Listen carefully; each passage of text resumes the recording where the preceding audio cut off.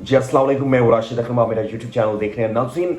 कुछ खबरें हैं जो गर्दिश करती हैं पाकिस्तान की सियासी शतरंज के अंदर। एक तो बुशरा बीबी की रिहाई, डील की बाज़गश्त, कभी ये डूबती है कभी उभरती है, आखिर मामला क्या है, उस हवाले से बड़ी अहम खबर है और ठोस खबर है, वो आप तक पहुंचाएंगे। कुछ रेफरेंस भी आपसे शेयर करेंगे क्योंकि वो रेफरेंस मेरी खबर को तस्दीक कर रहे हैं। और उसके साथ साथ जो हाजी इम्तियाज चौधरी हैं, उनकी भाभी ने आज जो रुदाद सुनाई है वो इंतहाई खबनाक है। शायद इस बदबूदार निज़ाम के अंदर आज ये शिकार हो रहे हैं, कल कोई और शिकार हो, तो उससे पहले बंदोबस्त किन को करना चाहिए, उनसे हम दरख्वास्त भी कर लेंगे। दूसरा ये कि हुकूमत ने एक बारीक वारदात डालना शुरू कर दी है। इस हवाले से पहले भी उन्होंने कोशिशें की हैं, लेकिन अब बाकायदा तौर पर वो खुलकर सामने आ गए हैं। सबसे पहले बुशरा बीबी के हवाले से बात करते हैं, क्योंकि हर तरफ ये बात थी कि बुशरा बीबी जो है वो डील के तहत आई हैं और पाकिस्तान तहरीक इंसाफ के साथ कोई डील की जा रही है। उसके अलावा जो ख्वाजा आसिफ हैं, वज़ीर दिफा हैं, आपको पता है कि वो मिलिट्री इस्टेब्लिशमेंट के बड़े नज़दीक होते हैं, तो उन्होंने भी आज तशवीश का इजहार करते हुए समाजी राब्तों की वेबसाइट एक्स पर एक पैगाम लिखा, जिसमें उन्होंने कहा कि बुशरा बीबी के हवाले से जो डील है, बुशरा बीबी की रिहाई और गंडापुर का गायब होकर फिर आना मुआफ़ी तलाफी की अलामत है। यानी कि उन्होंने भी दबे लफ्जों के अंदर ये बात बता दी है कि कहीं ना कहीं माफ़ी तलाफी हो गई है। लेकिन मैं इस बात को, जो मेरे ज़राए हैं, मैंने बात की तो उन्होंने बताया कि ये डील और ये बातचीत सिर्फ बुशरा बीबी की रिहाई तक थी और ना कि किसी और, यानी कि बानी पीटीआई के हवाले से या पाकिस्तान तहरीक इंसाफ पर सख्तियों के हवाले से कोई ऐसी बात नहीं हुई। ये डील थी क्योंकि आपको पता है कि नॉर्मल कह रहा हूं, जब डी चौक से अली अमीन गंडापुर जो है वो गायब हुए, छूमंतर हुए, तो उस दौरान जाकर उन्होंने बातचीत की और इस्टेब्लिशमेंट ने और मुक़्तदरा ने इस बात की यकीन दहानी करवाई कि 9 महीने जेल काटने के बाद जो बुशरा बीबी हैं उनको बाकायदा तौर पर रिहा किया जाएगा और किसी और मुकदमे के अंदर उनको दोबारा हिरासत में नहीं लिया जाएगा। उसकी जो तस्दीक है वो जो डी न्यूज़ है वो भी कर रहा है, यानी कि जो मेरे ज़राए जिन्होंने मुझसे ये खबर शेयर की, तो इसको डी न्यूज़ ने भी ये शाया किया। उन्होंने कहा कि गंडापुर को मालूम था कि बुशरा बीबी को किसी और केस में गिरफ्तार नहीं किया जाएगा। हुकाम की जानिब से उन्हें आगाह किया गया कि बुशरा बीबी की जेल से रिहाई के बाद उनकी महफूज नकलो हरकत को यकीनी बनाने की खातिर उनके लिए सिक्योरिटी भेजी जाएगी। उनका यह भी कहना था कि गंडापुर को बताया गया था कि बुशरा बीबी को जेल में रखने के लिए किसी और केस में गिरफ्तार नहीं किया जाएगा। ताहम मुझे मालूम नहीं कि जिन लोगों ने वज़ीर आला केबी से रब्ता करके बुशरा बीबी की रिहाई का बताया था उनको गंडापुर ने कोई यकीन दहानी करवाई है या नहीं। पीटीआई के एक रहनुमा ने नाम जाहिर, ये अब डी न्यूज़ कोट कर रहा है, जाहिर ना करने की शर्त पर बताया कि दीगर के अलावा गंडापुर ने उन्हें बताया था कि उन्होंने बानी चेयरमैन की एहलिया को 9 माह की कैद के बाद रिहा करने में किरदार अदा किया था। गंडापुर की तरफ से उनके किरदार के हवाले से कोई वजाहत नहीं दी गई। उन्होंने मजीद कहा कि वज़ीर आला होने की हैसियत से वो वाहिद पार्टी रहनुमा है जिनकी इस्टेब्लिशमेंट तक रसाई भी है।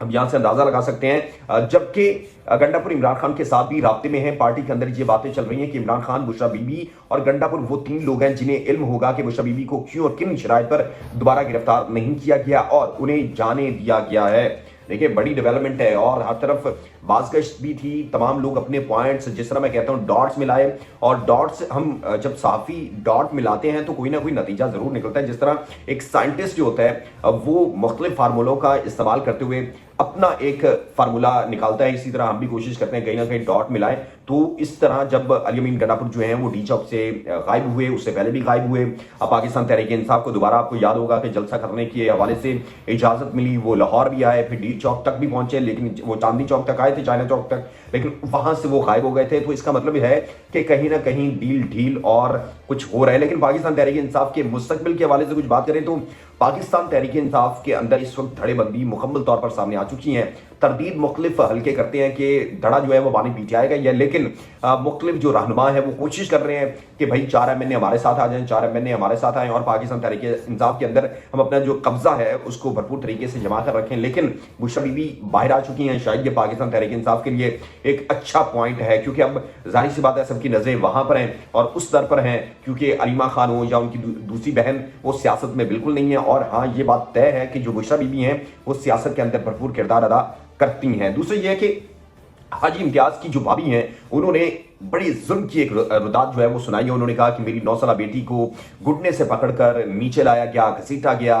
मेरे 9 माह के बच्चे को बेड से गिराया गया, मेरे कपड़े जो है, मेरा दुपट्टा उतारा गया, मुझे नंगी गालियां दी गई, हमारे मुलाजिम की नाजेबा वीडियो बनाकर उसके ऊपर इस्त्री लगाई गई और कहा गया कि तुम जाओ और अपनी जो मैडम है उसको बाहर निकालो। आप अंदाजा लगाएं कि इस रियासत के अंदर, जहां पर जो रियासत इस्लाम के नाम पर बनी थी, और मेरे ख्याल से मैं हमेशा इसलिए कहता हूं कि वो लोग जो कहते हैं कि कश्मीर के अंदर کفار ظلم کرتا ہے، جو اسرائیل کے اندر کفار ظلم کرتا ہے، وہ کس لیے کرتا ہے؟ وہ صرف اقتدار کے لیے کرتا ہے۔ اور اگر وہی اقتدار کی ہوس اس ملک کے اندر، اس ملک کے باسیوں پر پوری کی پورے آپ دیکھیں کہ امپلیمنٹ ہو رہی ہے، یہ لوگ بھی اقتدار کی خاطر جس طرح یہ کر رہے ہیں، میرے خیال سے جس طرح عمر ایوب نے آج